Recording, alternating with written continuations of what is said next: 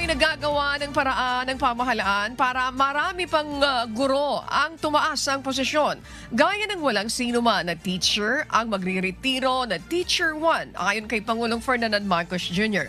Kahapon, halos 2,000 guro na na-promote at nanumpa sa tungkulin sa harap ni Pangulong Ferdinand Marcos Jr. sa San Jose del Monte, Bulacan.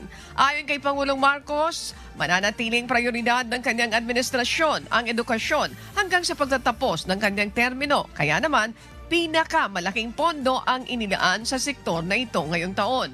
Ayon sa Department of Education, aabot sa 16,000 teachers sa buong bansa ang promoted sa ilalim ng Expanded Career Progression System. Sa loob ng matagal na panahon, meron sa inyo ang nawalan na ng pag-asa na mapopromote pa.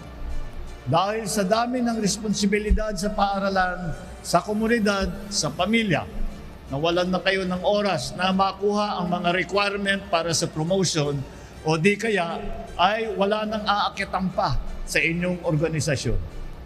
Inakala ninyo marahil na magre-retire kayong hindi nakakatikim ng ma-promote.